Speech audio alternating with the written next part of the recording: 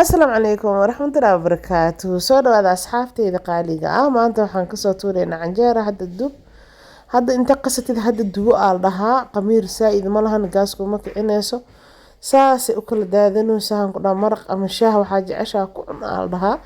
Inta waxaan kusoo shubay shufaan abyad ama maaragtay mushaarida oo diyaarsan. Waxaan kusoo daray galey oo shiidan oo aad u maarta budo ah oo hal koob cusbo ayaan kusoo daray iyo 2 qaado sokor waxaan kusoo daray fixiso yariis kadibna waxaan kusoo daray bur oo ilaa nus kiilo camal asxaabteyda qaaliga ah muhiimada waxaa waaye galeydaas iyo mushaaridaas oo lagu daraayo hadaa mushaaridaas haysan xataa qamadi shiidan isticmaali kartaa anigoo ku darsadaa qamadigaas. Marka asxaabteyda qaaliga ah si fiican aan isugu soo walaaqay kadib waxaan kusoo shubaa bahashan cabitaanka lagu shiito.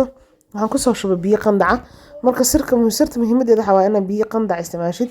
biyo haddii kaa kululaadaan ma fiicno, haddii qabow yihiin ma fiicno, laakiin biyo qandaca iyo qamadigii maaragtay masagadi galeydii iyo maaragtay ootiskii ama maaragtay mushaaridii lagu daray iyo wixii oo dhan hamar burkii sidii maaragtay makiinada iiga cuslaanin ayaa maaragtay qaadada fargeetada iskula soo walaaqay kadibna waa kana waxa waaye waanu shiidi doonaa haddii ilaahay idmo. waqti badanna ma sugaysid, hore kasoo indhaynaya haddii ilaahay idmo waa ila arki doonta indhiina idin macalin ah.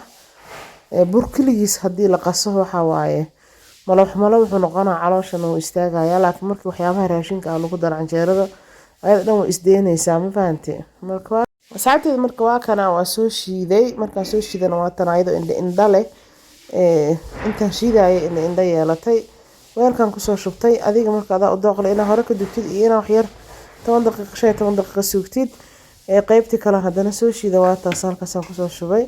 saanay diyaar noogu tahay, birtaa dabka noo saaran, hadda hore ka dubeynaa indhaha idin macalin ah.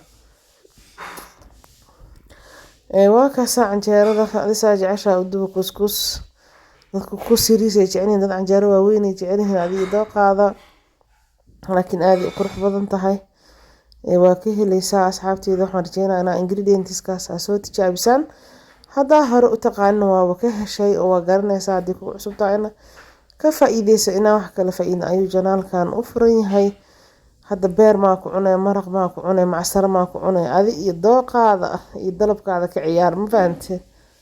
asxaabteyda qaaliga marka canjeerada inta indhaheeda fiirisid isla eg tahay maxaa isleedahay waa lagu cunay, maxaa isleedahay ku soconaysaa, adiga maxaa jeclaan lahayd inaad ku cuntid canjeerada. maaragtay habeenkii haddii la qaso way fiican tahay. canjeeradaas maaragtay dabeecad u ahayd wadanka iyo dalka in habeenkii inta la qaso dhac la siiso wixii la dubo, laakiin waxaa waaye wax kasta hadda ay sii furfurayaan maahan, waxbaa lasii fahmayaa. hadda qas hadda dubaa jirto waa kana. hadda habeenkii qasanaysid adii dooqaada waaye, qamiiriso ma u baahnid inaad ku darto markaas biyaha qandaca ku qasatid oo si fiican u cajiintid ayadaa soo fixeyso booska cajiinka la gelin jiray adiga iska gisa raashin. haddii aad rabtid inay fresh ku ahaato ayadoo kala daadanaysa aad rabtidna raashin badan ku darso, fixiso far iyo suul ah ku darso.